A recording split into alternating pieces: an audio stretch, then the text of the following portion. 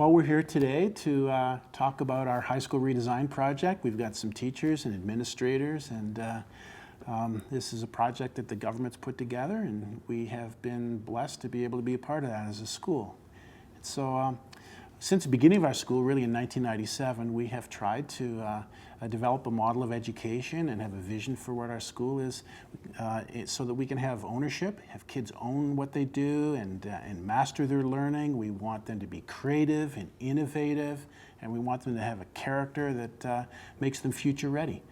And although high school redesign deals with 9 principles, we're only going to really be talking about a couple today: personalization and mastery of learning. And so I want to have a good conversation about that, and away we go. So the first thing is, we have tried to work with the brain in mind. And so a lot of the things that we do, think through things from that perspective. And so we've tried to restructure some of the things that we've done in class. We've tried to present our learning outcomes in interdisciplinary projects, really. And so, Curtis, maybe you can talk a little bit about what we're calling learning adventures. Definitely.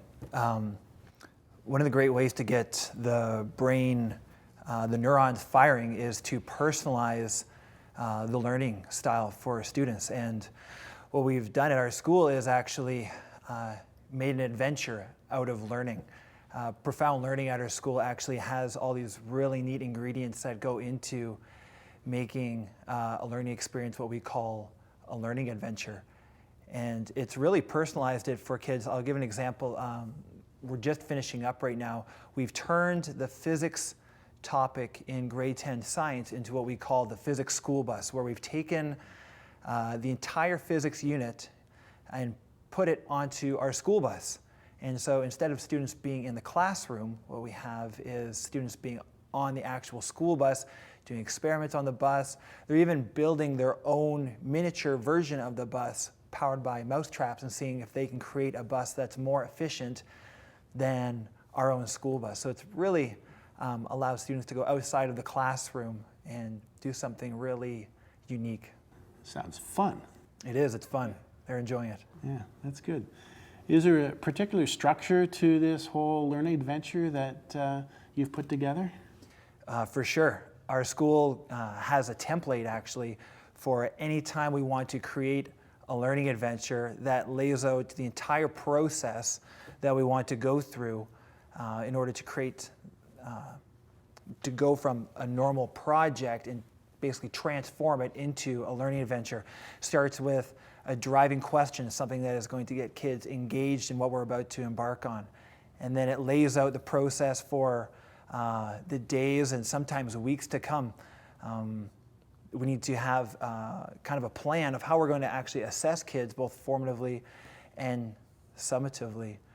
And this template really allows us to kind of like take that free thinking idea of personalization and put structure around it and give it some design that is not conventional for the way you would normally be thinking about project-based learning per se. And we've done a lot of really great examples in our school, across high school. Just thinking in grade 12 right now, we're doing a robotics capstone learning adventure, which is like probably 7 months long of students, grade 12 students in their final year creating a robot that can actually demonstrate probably 80% of the Physics 30 curriculum.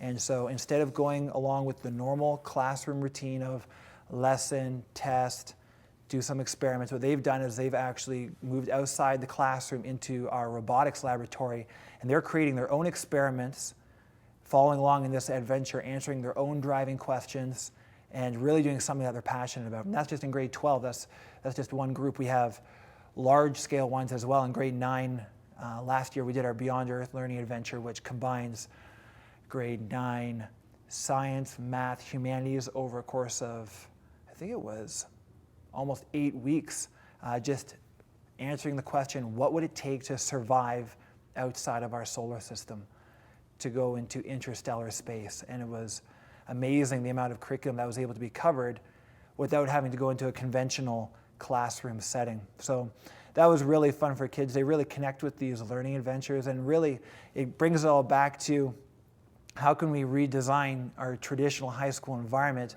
that really engages kids. And at our school we have our profound learning model, and by kind of combining elements of high school redesign and our profound learning model, it really allows kids to showcase ownership, mastery of their skills, and just the innovation that they're able to pull off in these learning adventures. It's quite amazing. Sounds like you've done a lot of work with it, and the kids responding well with it? It's fun. Teachers have fun, kids have fun. Yeah. It's a great time. That's good, yeah. Renee, I know that you're doing some learning adventures too, and so do you see any evidence of personalization and mastery of learning in your own learning adventures? Yeah, I think we don't necessarily call them adventures as much as we call them experiences with the high school kids, so that they have a bit more buy-in. But what it does is it sets up an opportunity for them to see the curriculum, but then also identify parts of that that are interesting for them personally and let them dive into that. And one of the big ways we do that is through choice. So they have sometimes more or less choices in terms of things like how they present their learning, or the type or the amount of instruction that they're getting, or the environment that they're working in. And because they feel like they have a degree of ownership over what they're doing, they work more towards mastery because they see that they personally matter in the way that it's happening. And so choice is embedded all through the process, differentiation is embedded all through the process. And so, like Curtis said, one of the really cool things is it lets students work outside necessarily of an isolated curricula, and sometimes lets them even work in something that they might not be in a course for. So we did a Star Wars adventure with the grade 11s last year, and we did it outside of regular class schedule, as well as students weren't necessarily in chemistry or social studies or English at the time.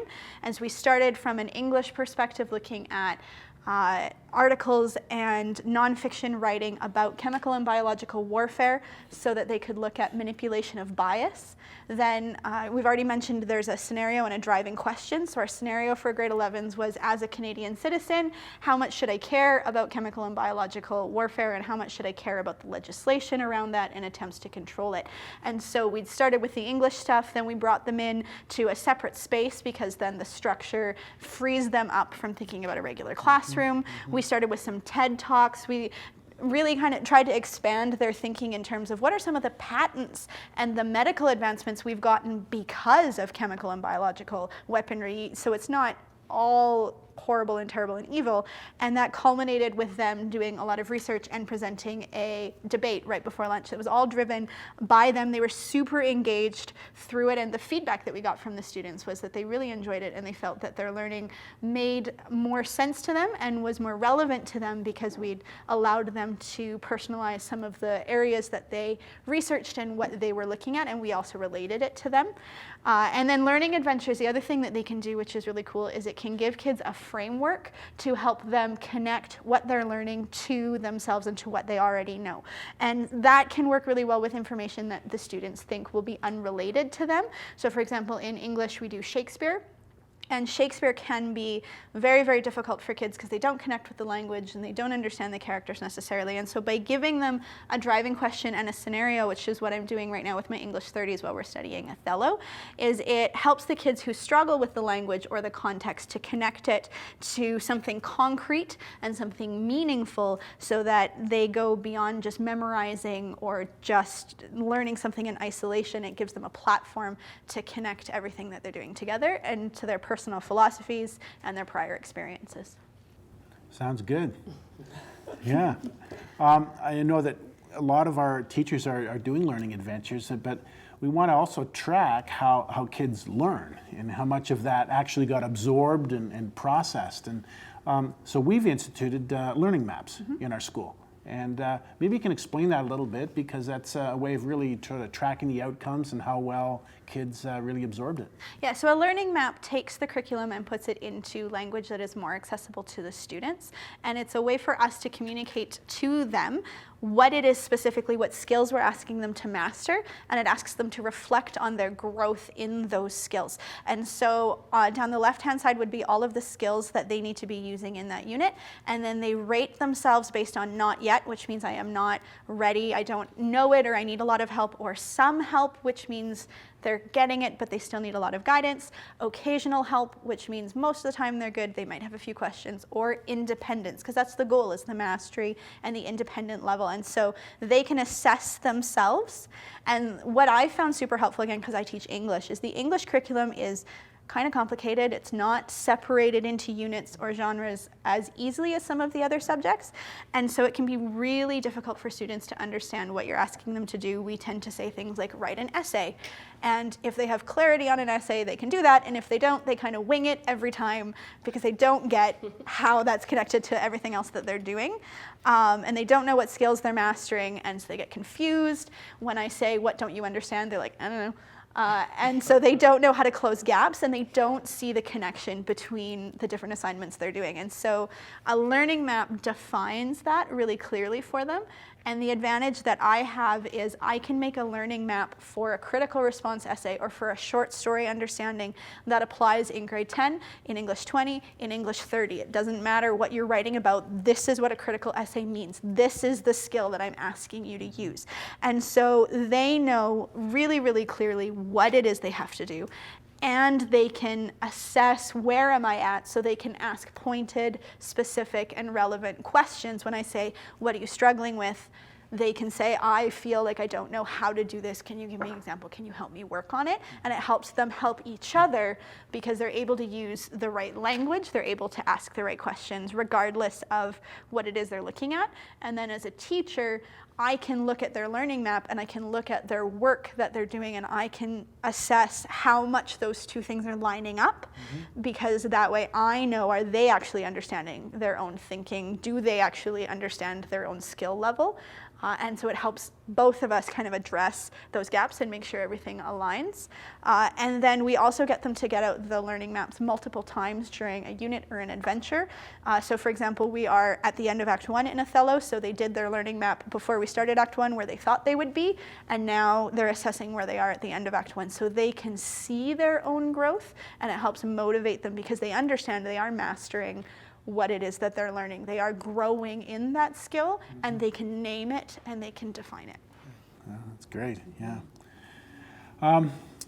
We want to, also, we've taken some steps to try to enrich our learning process and create structures where we can actually have kids that are struggling, but also kids that want to have the freedom to move ahead and move through things at a little bit different pace. And so, Christy, I think you've done some things with tutorials and with CTS, and it's provided a way for kids to be able to do that. Yeah, so we had to think creatively about high school scheduling. So what we actually did is now we offer students the opportunity to take CTS during a block as well as they can work on other courses at the same time. And the reason that this is so essential for students is it provides an opportunity for them to have flexibility. And in that block of time, they have access to teacher support where they can get feedback and receive some help just in terms of whatever subject that they're working on. It allows for reteaching, for relearning concepts, allows them to master their learning in the subject area. And then it also helps them to develop relationships with their teachers at the same time, which I think is a really important aspect of high school redesign, is developing that rapport with students, because that gives them that sort of supportive environment that they feel comfortable even asking questions in. So I think that makes a big difference for them. And also it gives me the chance to actually work with the students setting goals.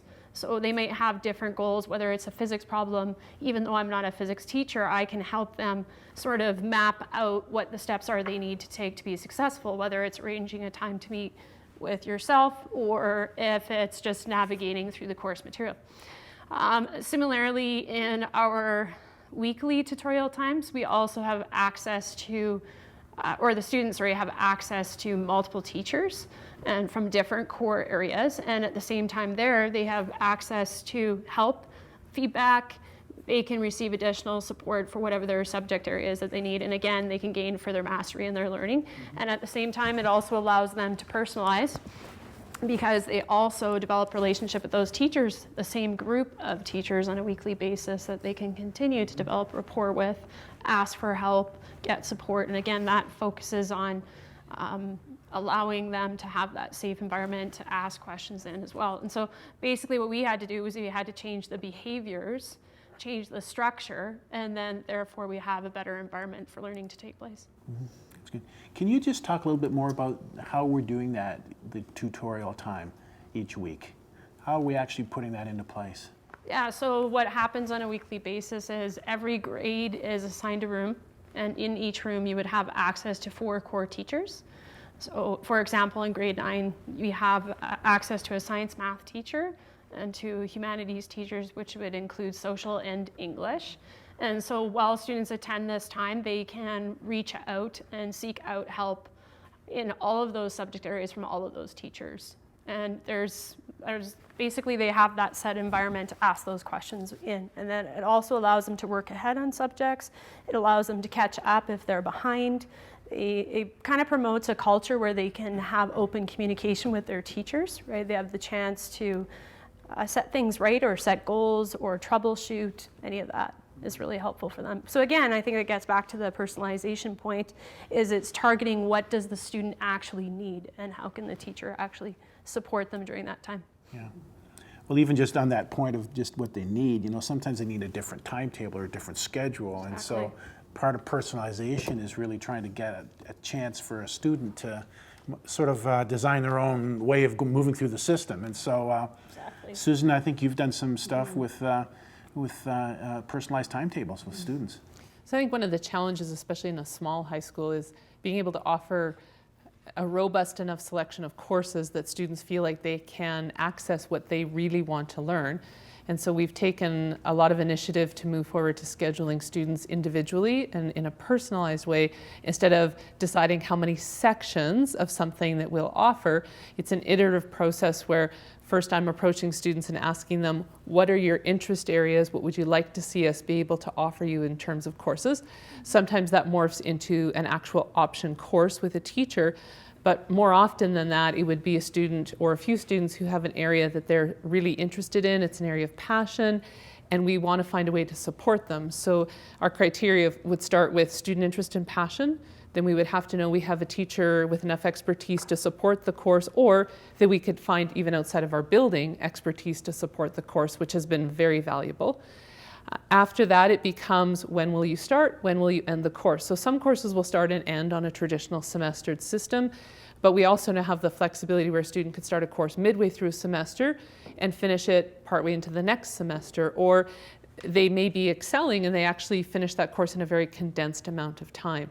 So it can be as simple as a student who finishes a course ahead of their peers or needs a little more time than their peers for their learning.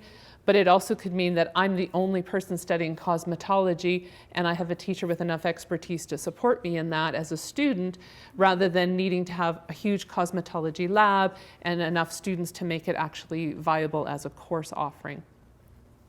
I think there's a kind of a formula for success, and that would definitely be starting with what the student wants to learn. If the student wants to learn something and they have a natural interest in it, they're off and running. After that, helping them have some accountability to a structure, to a timetable, to how will they show that they've learned at a quality level. So it's not about just hurrying to get it done. We actually want them to have a depth of understanding in what they're doing as well.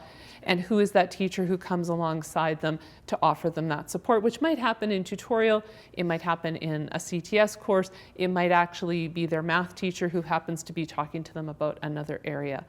And having that ability to kind of take our blinders off, to let go of what we might see as a traditional structured timetable for high school, then the student behavior responds to that and they have a huge amount of success.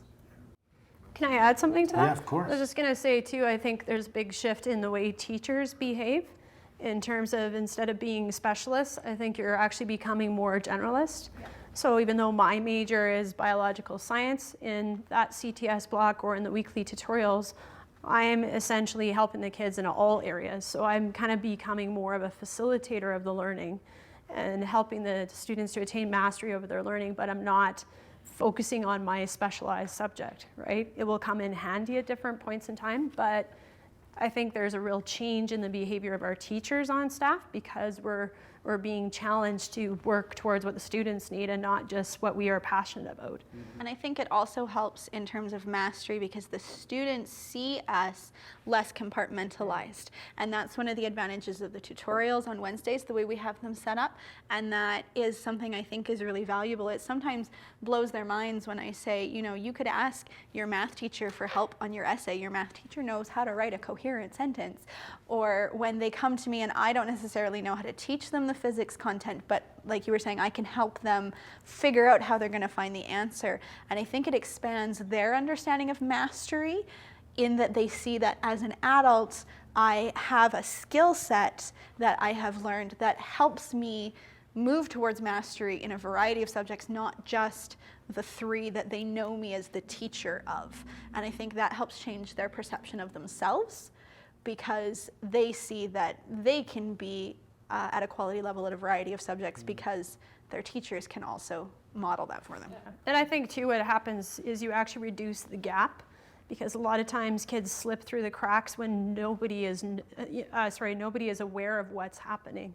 And so because so many teachers are actually engaged in that one student's success, you have a whole collective community that's working towards their success. It's much less likely that they're going to fall through the cracks, right? So because more people actually know what's happening with that student. So I think that's also a success of the tutorials and working in a teaming environment at our school, which I think also is supporting personalization and mastery. Well, I think that's one of the things we want to talk about too is just the teacher experience.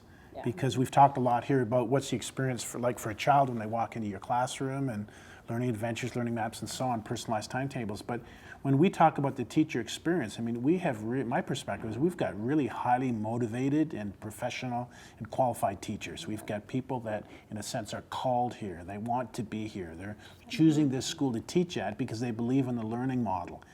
And they put a lot of extra work and time in. And what we've tried to do, because we need to support them, is to try to create some structure for them. So we've put them in with a supportive research and development team here at our school. And so every Friday afternoon, we don't have class. Students go home, and we get a chance to just sit back and do nothing, right? But no, actually, what we do is we actually spend about 3 hours in really a good professional development. It's better than any other place that I've been, and it's a place where people actually get support from their research and development people who are former principals and teachers. The other thing we've done is we've tried to put them into teaching teams. And so each grade would have some teaching experts there and a group of people that can support them. And we've given them a lot of things I think that can help them survive as innovative teachers, because we want to value the innovation and creativity. So can you speak a little bit to what's your experience been as a teacher here? I mean, how have you grown maybe, and how has this whole thing sort of challenged you, and what's your view of your experience in teaching right now? I think it comes back to stuff that you guys said, which is, as a teacher, I feel like we're all being challenged to let go of some of the need to always be in control, whether it's in control of the structure or the direction or making sure all the students are doing the same thing at the same time. And so in some ways, planning the learning adventures and using the frameworks can seem like a lot more work up front. But I find like I put a lot of work into planning my Othello unit and now my adventure, and now I'm partway through it, and my workload in the middle is a lot lighter than it would be if I was trying to control all of the pieces and micromanage all of the kids. And then I feel like my students are learning more meaningfully because I'm not trying to micromanage them and control them. And I think I have come to a point where I just assume that my students are at least in one way on some form of a personalized schedule, whether that's through a CTS course or through an area of passion. And so because I expect them all to basically be somewhat on their own path, then it helps me let go of this sense that I need to micromanage them, because I can't, because they're all doing something a little bit different. And so it's easier for me to just experience it with them. And so putting a lot of work in to start with, because we're new at some of this framework, the template we have is new, but once we've used it and we've mastered it, I feel like everything's gonna be less stressful. When I think as a more senior teacher, my background would say that when you meet with your colleagues, you're meeting as a department. So the math teachers meet, or maybe at best the math and the science teachers meet.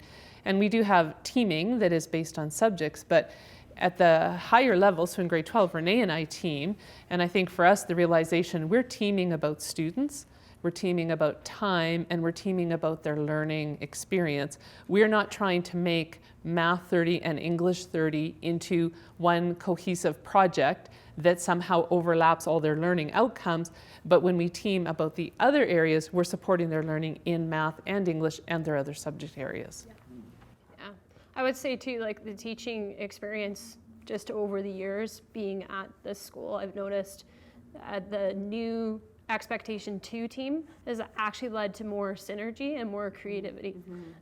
Just as a teacher who's mostly taught science but then branched out to doing more humanities and CTS and other subjects, I think all of that knowledge that I have gained in teaming environments has actually led to me being a better teacher, because you start to see things through a different perspective. The other thing that changes for the teaching experience is you actually work in the strength areas that you are strong in, and then your team, you find that you actually, that synergy that starts to happen is everybody is functioning within their strength, and then the students actually get an enriched experience because they have all of these teachers with all these skill sets. And again, I think it's just that collective goal. Everybody's working toward the good of that one student, and that student also feels that support from all those teachers instead of all these isolated teachers working in private classrooms with nobody seeing what's happening. I think it also opens you up to sharpen your practice and to grow professionally, because I see Curtis and how he teaches Math 9 and I go, oh, that's a great example. That's a model to me, an exemplar of how I could teach math, and vice versa. We probably see different aspects that we can model after each other. Yeah. We're also probably learning to fit together a little bit too. And sometimes the rub points, you just get that sanded off a little bit as you do that. Different styles. Yeah. We have also tried to have create a culture where we can risk. It's okay to try something and not feel that if it doesn't work, somebody's going to get upset. And so we've called it a culture of soft landings. And so how has that maybe freed you up or given you incentive to go out and try a few things? Well, it's helpful that we have an administration that allows us to do that. I mentioned earlier about the physics school bus. I had no idea whether I'd be allowed to roll a bus in neutral down a hill with kids measuring it. I did. I'm like, you know what? I'll just send out an email to administration and give it a shot and ask to see if it was okay. And right away, there was no argument about it. It's like, it's a go. And I got really excited, told my team about it, and we just started going ahead with planning. And next thing you know, a couple weeks later, kids are on the bus over to a big hill, and the bus is rolling down the hill at a pretty good clip. And kids are excited as we have like the big countdown, release the parking brake, and away it goes. It's this like silent bullet coming down the hill. And it's really fun to have an administration on board that allows you to do things that are not normal. I think in other situations I've been in, even when I came to Masters, especially when you teach a diploma course, sometimes it's easy to get driven by the marks or by the entrance requirements to university, and so you get this. I had a picture of super teacher, and I needed to be super teacher, and super teacher needed to always know exactly what was going on and needed to cover all of the content perfectly all of the time, and there was no room for moments that cropped up because we had to focus on what we were doing because I had to be perfect all of the time. And obviously, they didn't work really well, but I kept trying. And so the nice thing about being not only allowed to take risks, but challenged to take risks is that way. So that's part of how my Othello unit has come about, is what is the student's experience and how can I love Shakespeare, and how can I connect them in a way that they don't hate every moment of doing it. And so I'm trying, like Curtis said, I'm trying something completely new with Othello. I've never done it before. I have no idea how it's going to go. And I love that my administration is not knocking on my door every day going, okay, what are your scores? What are your practice scores? How are you prepping for the diploma? How is this going to get them into university? It's more about what experience does the student have? How much joy do I have as a teacher? How much of the learning model am I using? Those are the focuses and the experiences instead of the like, you have to get, a certain percentage on all of your diplomas or something. And that comes because the kids are engaged, so they are mastering the skills, but we come at it from how do we engage them, not how do we get them to get this % on an exam, and Pressure them. yeah, and pressure ourselves then, because we carry a lot of that weight as teachers, and I feel like I'm letting some of that go. I'm not all the way there yet. Well, I think it speaks to there's a balance, right? There's a balance between being challenged, but there's a balance between having the support with the challenge. So that's where I think the soft landings that we've talked about, our culture of soft landings is important, because there is still that challenge that is posed to you to professionally move forward in a direction that you might not be comfortable with. But if you're provided with that supportive environment, it's like back to what we were talking about with the tutorials for kids, if they're in a safe environment and they're safe to risk, safe to ask, and they've got the supports necessary, which is what we have with our professional development here. We have supports, we have resources, we have people, right? We have, it's kind of like a wraparound concept here. We have people that are for us, not against us. And I think that helps you take the challenge, but you feel safe enough to launch and try something. Plus you have your peers, your colleagues are on board with you. And there's varying degrees, I think, of expertise and understanding of the vision and where we're at as a school, but we seem to help each other, right? So there's that side of support as well, even on a collegial level. I think that we experience that, and that propels us forward too. Like I'll see Renee doing something and I'll think, oh, I could totally try that in biology 30, and she's doing it in English 30, whatever. So I think that those are some key things there, that balance between soft landings and also being challenged. And we model it for the kids, because I think I have seen in working with my colleagues that they know we try things, and we sometimes are really upfront with them, like, we're trying this, we don't know how it's going to go, this is where we're hoping it's going to go. And then when things don't go according to plan, we're able to talk to the kids about what that process is, and so we model for them what it looks like for an adult who does that stuff. Good. Yeah. Any closing comments just about anything concerning high school redesign, your experience? I think we've said a lot here. Any final things that you'd like to say? I'd like to say this is my 4th year at our school. And looking back to when I used to be in high school and what we're doing differently here, I can definitely see like myself as a teacher compared to my teachers when I was in high school, an increase in joy and a decrease in stress. Having these learning adventures done in a high school redesign context has just made things so much more fun and enjoyable than simply just giving out worksheets between the bells. And the decrease in stress of just our learning environments and the teaming models just takes a lot of the pressure off, that it's not all on me. I've got my colleagues. If I all of a sudden am sick one day, the wheels don't fall off the race car. I can pass it on to School bus. off the school bus. There we go. I was going to say boat, actually. I'm like, there's no wheels on a boat. Yeah, like if I'm sick or I have a doctor's appointment, I can trust that my colleagues would take over. Even a simple thing of like, I could really use a coffee right now. I can step out for 5 minutes, and they're there to take my back, or to cover my back. I can step out for 5 minutes, whereas if you're by yourself in a traditional classroom, you can't do that. You have to be there supervising kids. So the environment here and the structures we have in place have really, really helped a lot. I think one of the really key themes is modeling. So you hear a lot about modeling for each other as colleagues, but we're also talking about how do you model just being a learner to students. And one thing about living in an environment like this is, as adults, we will be learners, we are learners, we are constantly looking at our practice, how can we change what we're doing? Students see that. They see us as learners, they see us as working outside of a traditional disciplinary approach of, I am just this subject teacher and go talk to somebody else about this instead. And I think you can't underestimate the power of modeling. Well, we're looking forward to our future as a school and also just as professionals, and being a part of High School Redesign and some of the other things we can begin to tackle. And just want to thank you for all that you've done in classrooms and making sure that we've got a school here that is a really good school and is taking some risks. And education has a great opportunity to move forward through this whole project, and we're doing our part in our school to try to do that. So I want to thank you for your time today, and thanks for being here. Thank you.